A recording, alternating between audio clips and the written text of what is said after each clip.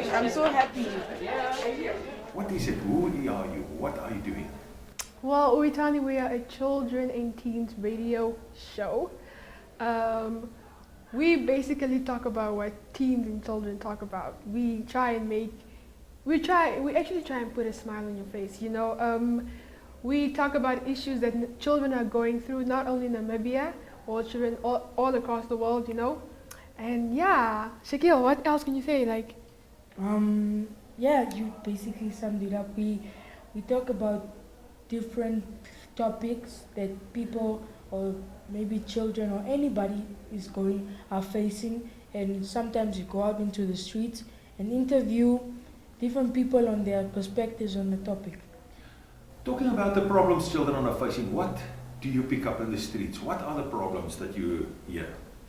most of the time, especially in Namibia, whenever we go out in the streets, we hear that children are being abused in homes, you know, children are being used as, I don't want to put the word as servants, but like, you know, they are being used in homes to do everything, and that's always what they're complaining about. Children complain about school, you know, they don't think we have, like, our education quality is enough here. Yeah, those are like the most common problems that we have. Also, there's also one thing, child-headed households, peer pressure. Yeah.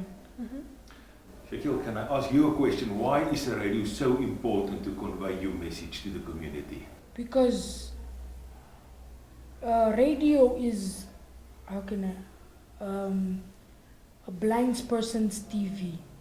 So for those people who don't have television, they can listen to the radio, and then they can, but they can also, you know, they see it as entertainment, and through entertainment you gain knowledge. For me, radio, you know, you get to speak to someone and express everything, because you're like, sometimes people are too shy to talk on camera, to talk on TV, but when you're behind like the mic, you know no one can see you, so you say everything out, you know, you express everything that you have to say. So that's why I love radio so much, because I get to say everything that I feel. Did you ever think that you're going to get involved in radio? No. Honestly not. And how did it come to that you get into radio? What triggered you? I was reading the newspaper one day and I saw auditions to be on radio, and I was like, oh, Mommy, you know what? I also want to be on radio. And I mean, I was 13, no, I was 12 back then. And I mean, in my class, I was the only 12-year-old that was going to be on radio. So I felt high, you know, and everything. So I came for auditions and I made it, and I was called. And they told me that, you know what, you're going to be a radio presenter. And you dragged Shaquille along? Yeah, I took him with me. A question, do you think that the authorities, I'm talking now about the government, the parents, the teachers, do you think they do enough to protect children, either in the schools, at homes, in public? Maybe I wouldn't say not all of them are doing something, but maybe I could say they could put a lot more effort, because even though you know, there was something about when in Namibia here we have a problem about women being killed. So I heard something that people cancelled school and people went to the stadium to go pray. But then I also realized that you just also don't have to pray. You can, you know, you can also do something else. You should have, for example, we here at Lifeline, we have 116, a number where you can call in, toll free. And I think the government should do something like that. And if somebody is being abused, they should have a shelter where they can go there and, you know, just, yeah. Alma? I don't think it's ever enough to help and protect people. You know, safety does not have a limit to say, we're going to help you until this limit and then you guys are fine. The government can, like, I think we can do so much better. We can put counseling rooms in schools for children to talk to, you know, at hospitals. I mean, of course we have Childline, I mean we have Lifeline, and they are helping people with counseling, but is it enough? I mean, we even have the toll-free number, but we still have children that are afraid to call the toll-free number. So if the government could just do something to make someone feel safe, to help us help people feel safe to actually call the number, that would actually be nice. But why are children scared to call the toll-free number? Children feel that, they have to say their names. We're going to know who they are. We're chasing them down. We're going to hunt you down because you told us that you're being abused. But it's actually not like that. We don't even know who you are. And you're anonymous until you actually tell us your name. So you will encourage children, if they're in a difficult situation, to call the number. You protect the child's identity. Yes. And we'll keep it confidential because you wouldn't want your own personal things to be broadcast out there, because nowadays news travels fast because there is the social media, and everything. So we'll keep you confidential within our organization and try to help you as best as we can. Do you know somebody personally that was abused by either parents, people on the street?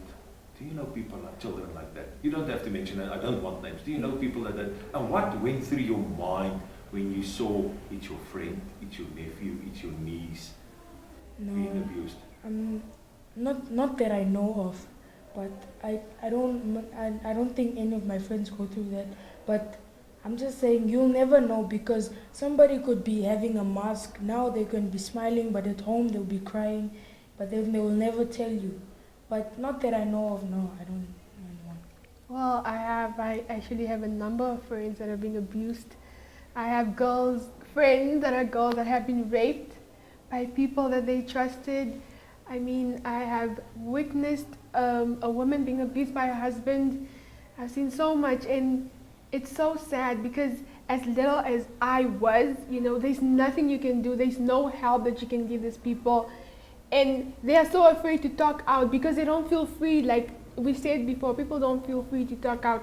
So it was a horrible experience. Do you feel safe in Namibia?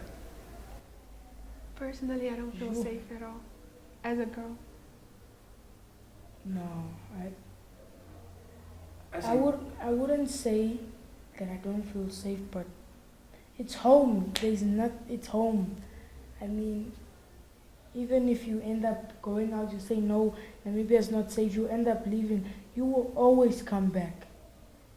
To add on what Shaquille says, the reason why I don't feel safe in Namibia is because so much crime against women has been done in such little time. How many girls and women have been killed in the past 6 months? I mean, the number is so huge. And this is where we need help. This is where the government has to come in. I mean, if I'm a 17-year-old and I don't feel safe in my own country, what about the future generation? See? As a young man, how do you feel when you read in the newspapers, hear over the radios, that another woman was either assaulted or killed by our gender? Well, I think men, the thing is, they have this mentality that they are very dominant. Because, it's the male species, they're strong and everything. And they think they can take what they want because, they're bigger and stronger. But I don't think that's the case. I mean, because once I read in the newspaper that a woman killed a man. And it just shows that it doesn't, but I'm not saying it's a good thing, but, we as a male gender shouldn't be so violent, You should learn to talk things out and not just solve it with brute force. My last question to both of you, what in your opinion can be done to help kids being children again, to laugh, to run on the streets, to be children as children are supposed to be, play with dolls, play with cars, do the things that children are supposed to do. What do you think we, as the older generation, can do? We can provide more places for children just to be children and not require them to do so much at such a young age, because they should also realize that life is short and you have to live it to the fullest, and that's just one of the things that children have to do. Personally, all I can say is to everyone that's watching this, to every parent, please just allow your child to be a child. You know, when you see kids, she's 10 years old and you expect her to be a mother already. You expect her to change children's diapers, to clean the house, to cook for the whole house. When is she going to have a childhood? You know, what childhood does she have?